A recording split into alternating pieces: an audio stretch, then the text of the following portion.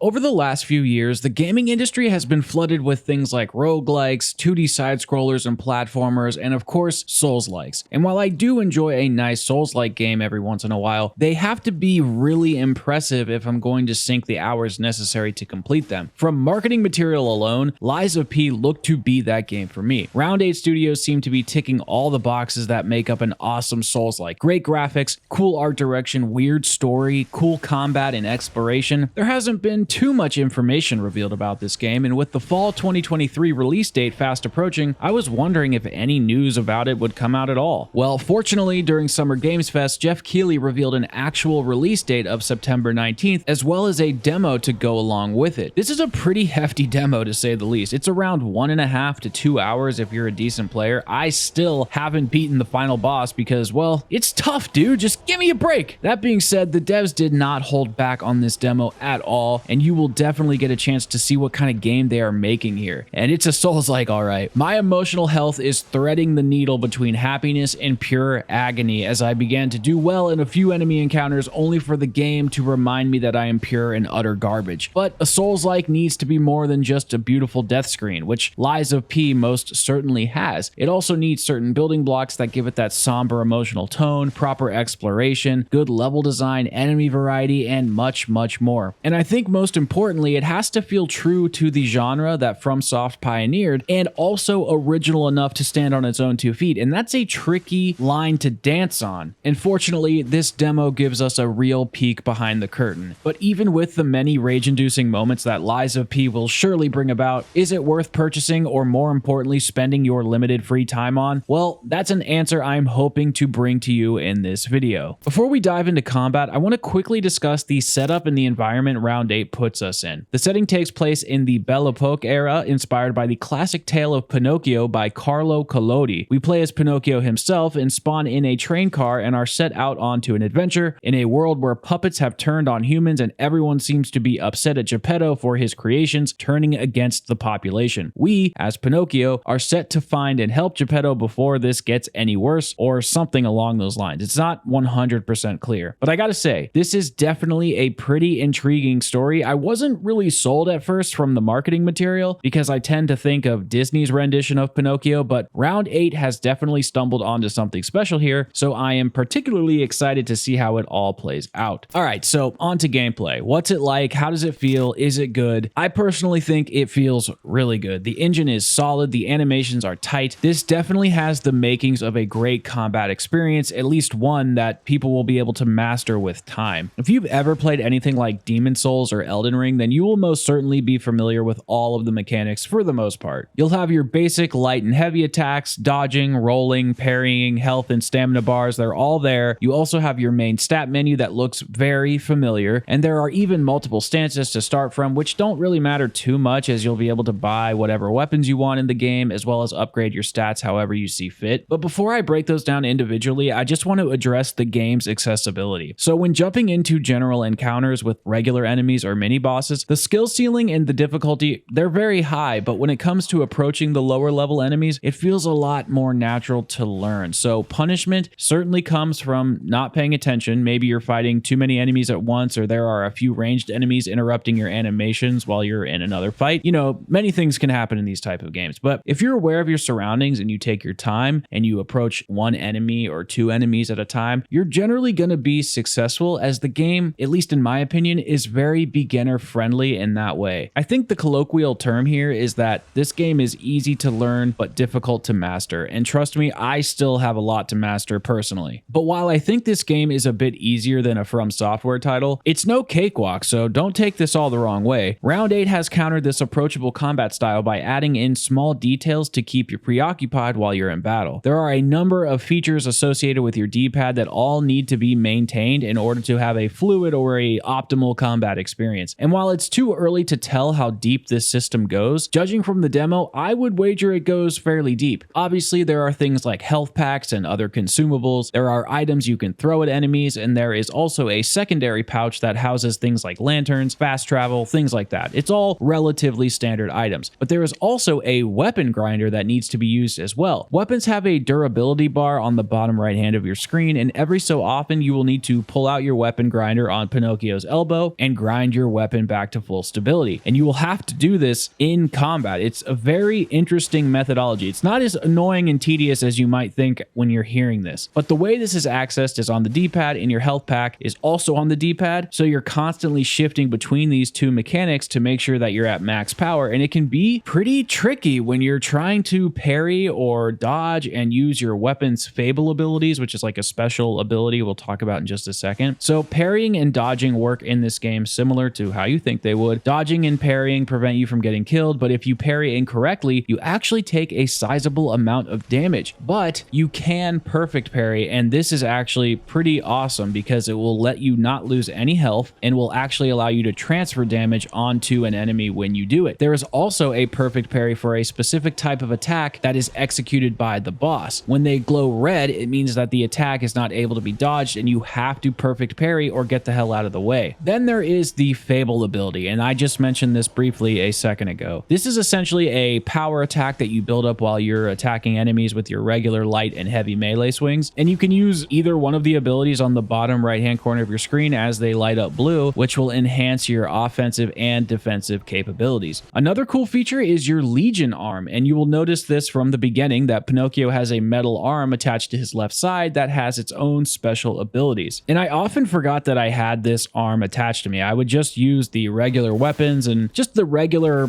standard way of playing these games as I've been used to for such a long time. And perhaps I'm just not used to it yet, but in time it will, come in handy, no pun intended. I think we're just going to have to see what abilities come down the line and see how they're useful to whatever situations we get ourselves into. But so far, the abilities that we have seen is the arm allows you to perform a heavy punch, and in the demo we are able to upgrade it to have a hook shot, which round 8 calls a puppet string, which is pretty cute. This allows us to pull in enemies from a distance and kick the crap out of them before they have a chance to jump in and, beat us back. However, the Legion arm also has a health meter, and so far I think the only way to refill it is with consumables that you find from killing enemies or just other drops in the world. I'm not exactly sure how to feel about this. It does seem a little frustrating, but maybe the arm is completely broken, and if it had a passive cooldown, it would make the game super unbalanced. Or maybe there's a unlock down the line that we get from beating a boss that will prevent us from having to use consumables all the time, but we will just have to wait and see. But the reason I bring all of this up is just to highlight that there is a bit to focus on here while you are in combat. We have our regular enemy engagements, our light and heavy attacks, the Legion arm, weapon durability, the parry health system, learning enemy combos and their timing. It really adds up when you are fighting, and you have to think about this all while you're on your toes. And I'll be honest, it's all been really damn fun, but I personally love having features to micromanage. While I think this game has been really fun so far, some of the regular enemies are a bit annoying, even if most of them are kind of easy to take down. There are some enemies that are slouched over because they are marionettes, and that's just kind of their design, and it can be a little tough to discern when they are about to swing at you, so you may get hit when it doesn't really look like there was any inbound attack. This is a very minor nitpick, and it's something I'll probably get used to, but it's just,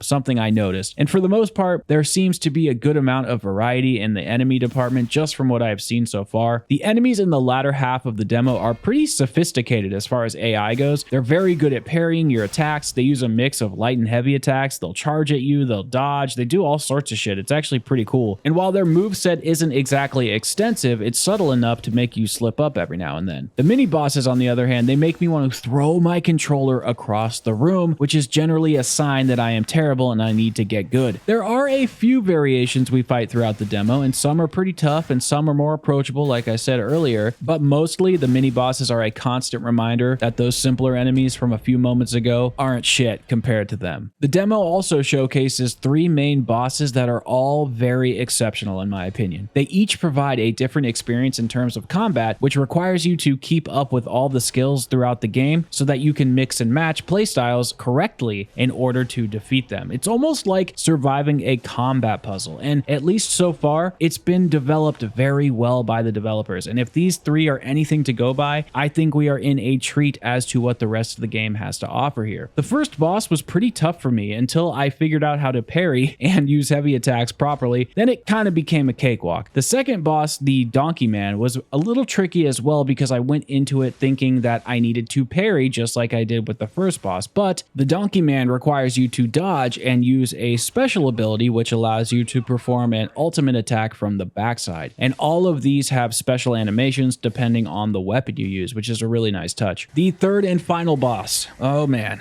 Well, I'm trying, but he's been tough for me. I have seen mixed reviews online. Other people think he's pretty easy. Other people are saying he's hard, but for me, it's just been tough. It seems the goal here is to use a mix of general attacks, dodging, parrying, and attacking from the backside, but I have yet to master it. So here's to trying, and I will also take any tips in the comment section if you are so inclined. The art direction in this game is 100% up my alley. I know I'm not original here, and I'm just another gamer man in a long line of infinite gamer people, but the art truly feels special. The Belle Epoque era is a wonderful fit for this game, and the visual embellishments that Round 8 are adding are just top tier, and they're even sinister in the most perfect way. The elemental effects on screen, character and enemy models, the cityscape, it's just all magnificent and a treat for your eyes. And it's not just the visuals, it's the audio, the atmosphere, and even the way the game physically feels in your hands when your mind links all of those senses together, bringing the immersion we all crave while gaming. What's crazy is that the levels that we have seen in the demo, they're just the beginning, and there is a lot more coming down the pipeline. The enemies, the levels, and the weapons that I've seen in some of the artistic visions that are on the website, they're so stunning and they're so creative, and I don't know, man. I love this kind of art, and I'm so hyped to see what's in store. Before we wrap up here, I have one more little topic to discuss, and that is performance. I am so tired of AAA games coming out with million-dollar budgets that have no content and can't run higher than 15 frames a second on a 4090 with a top-of-the-line Intel CPU that was inspected and approved by Linus Tech Tips. It's disrespectful to the consumer, and it's just an awful way to treat your own art that way. It's having no respect for yourself. So I am happy to report, no, I am ecstatic to report that this game runs amazingly, at least so far. This is just a demo. It could be a completely different build, so let's not get too excited, but it does run great. I played it on an RTX 3080 Ti at 4K at 144 Hz perfectly. I don't think there were any dropped frames. I also played it on a PS5 and ran it at 4K, 60 frames a second. It ran flawlessly. And I also ran it on the Steam Deck, and it ran at 720p, 60 Hz. That's right, you guessed it, flawlessly. Sure, I had to do a little tinkering in the menu to get it run at 60, but it took like 2 seconds to get it set up, and then we were good to go. So while I'm not going to stick my neck out and say it's the most perfect game ever made and it's going to run on every system flawlessly, I will say from my experience so far, it's doing really good. I'm anticipating a solid experience when it comes to launch day, and it seems like Round 8 is doing a fantastic job. The only real issue that I have come across is that loading screens take roughly 10 to 12 seconds between deaths, which is a little frustrating. I'm not sure if this is a standard thing for Souls-likes, but it does feel like a long time, and that time most certainly adds up. But overall, the performance is top-notch, and other AAA studios need to take note, as this is how you build a video game.